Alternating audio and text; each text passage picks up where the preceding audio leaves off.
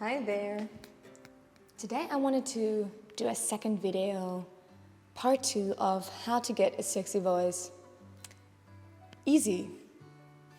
And if I had known that secret like years ago, my voice would have sounded so much better in everything, like in singing, in speaking, in everything I did, because I had a huge problem with my voice sounding too squeaky. In the last video I talked a lot about the vocal cords, how important it is that you're relaxed, how important it is that you articulate more properly, like have a little bit more space in your mouth. One thing I didn't really talk about yet, because it's somewhat complicated, is the whole subject of resonance. Resonance is so important, especially when you sing, and you would never really think about resonance or how your voice resonates and where it resonates unless you are a professional singer and you want to get the most out of your voice, or you are a voice actor and you want to do different voices. But there's like this secret that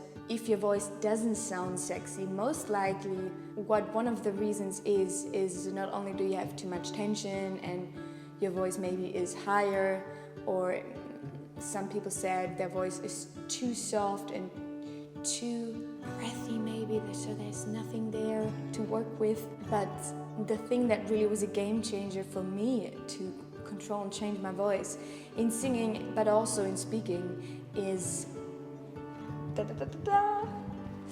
I reveal it to you. 10 years of search and work. Nasal resonance. What is nasal resonance?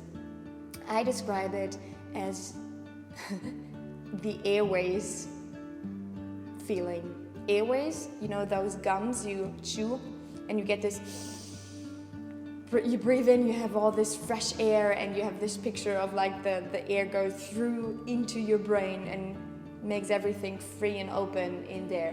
The complete opposite to when you have a cold and everything is thick with mucus and stuff. Ew. Why am I talking about this? Nasal resonance.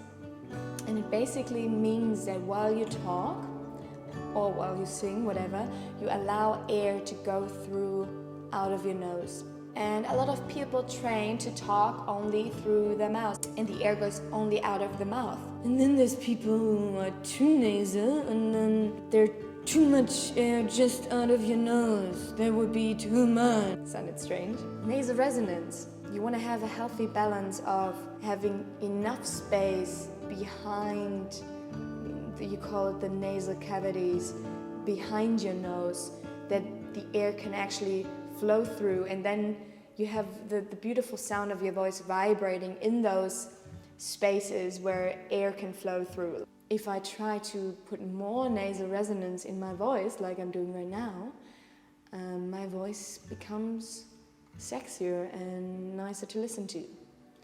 Well, actually, you need an exercise how you can train that, right?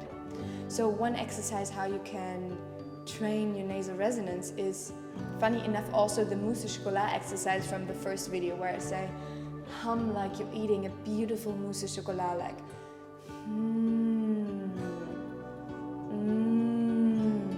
But then you have to be conscious in keeping that same configuration in your mouth so that air can come through your nose when you talk. Give this video a thumbs up if it helped you in any way, and subscribe! Yay! Bye, see you soon.